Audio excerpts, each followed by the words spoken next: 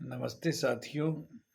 दैनिक जीवन में रात दिन समाचार पत्रों में विभिन्न प्रकार के वीडियो में और सूचनाओं में हमें एक बात बार बार कई दिनों से सुनने को मिल रही है, कई वर्षों से सुनने को मिल रही है कि आखिर राजनीति में या राज करने में या शासकीय कार्यों में संतों का क्या काम है, साधुओं का काम क्या है, गेरुआ वस्त्रधारी जो लोग हैं उनका काम क्या है।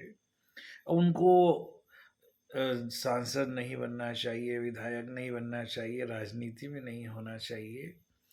ये एक्चुअल में मैं ना तो किसी प्रकार के दल से संबंध रखता हूँ, ना मेरा इस संबंध में कोई किसी से लेना देना है।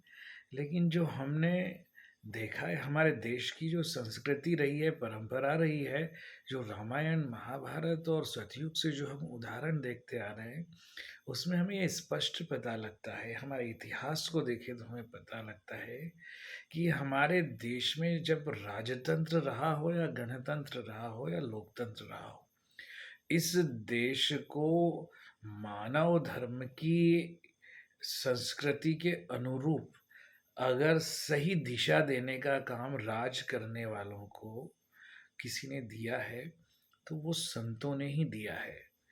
और पुराने ज़माने से लेकर देखें तो पता लगेगा कि ज़्यादातर जितने भी महान राजा हुए हैं, महान व्यक्तित्व हुए हैं, महान शासक हुए हैं, उनका कोई न कोई संत ही गुरु था। और उनके बिना वो कहते हैं ना कि ज़रा-सा भी इधर से उधर हिलते तक नहीं थे। और उनका आदेश और उनका उपदेश और उनकी सलाह उन लोगों के लिए मतलब एकदम जो है सर्वोपरि रहती थी, टॉप मोस्ट प्रायोरिटी पर। आप देख लीजिए शिवाजी महाराज के गुरु समर्थ रामदास थे। क्या वो संत नहीं थे? क्या वो संत की परिभाषा में नहीं आते? भगवान राम के गुरु विश्वामित्र थे, उनके कुल गुरु वशिष्ठ थे, वो भी गेरुआ वस्त्र धारण करने वाले थे। वस्त्र धारण करना एक अलग बात है। कोई संत पीले वस्त्र धारण करता है, कोई गेरुआ वस्त्र धारण करता है, कोई सफ़ेद वस्त्र धारण करता है। अलग-अलग पंथ के अनुसार ये करते हैं, लेकिन वो राजनीति में डायरेक्टली नहीं होते हैं, लेकिन कभी-कभी होते भी हैं, पर उनका राजनीति को दिशा देने का काम होता है। अब आज आज के जीवन में ऐसा राजतंत्र में होता था कि वो मंत्री महामंत्री हुआ करते थे। लेकिन अब तो मंत्री महामंत्री बिना चुनाव लड़े बन नहीं सकते।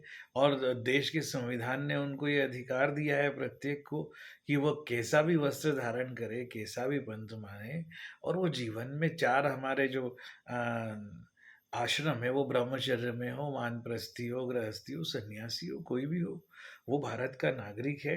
और वो देश को की राजनीति को देश के लोगों के कल्याण के लिए, मानव जाति के कल्याण के लिए संसद में या विधानसभा में चुनकर आ सकता है और एक नई दिशा दे सकता है। योग्य होता है तो लोग उसका अनुकरण करते हैं, चुनाव करते हैं। इसमें मुझे नहीं लगता कि कोई इस तरह की बहुत बड़ी बात है जिसका इतना भयंकर प्रोपेगेंडा बनाया जाता है। लोगों को एक्चुअल में क्या है, आम जनता को भ्रमित किया जाता है। लोगों को हिंदू मुसलमान के नाम पर, जातियों के नाम पर और इसी तरह की कई चीज़ों के नाम पर, क्षेत्रवाद के नाम पर लड़ाया भिड़ाया जाता है। हमारा देश अनेक प्रकार के धर्मों का, अनेकताओं में एकता का संदेश देने वाला है। इतनी विचित्रता दुनिया के किसी भी देश में नहीं मिलेगी। और कारण है हमारे, तो कहते हैं ना कि यूनान मिश्र रोमा सब मिट गए जहाँ से। कुछ बात सदियों रहा है दुश्मन दौरे जहां हमारा, कुछ बात है कि हस्ती मिटती नहीं हमारी। है ना? तो कहने का मतलब ये है कि आप देखेंगे आगे जाके कि रामायण में, महाभारत में, और महाभारत काल जो था उसमें भी गुरु कृपाचार्य थे, जो कुलगुरु थे, कुलगुरु कृपाचार्य।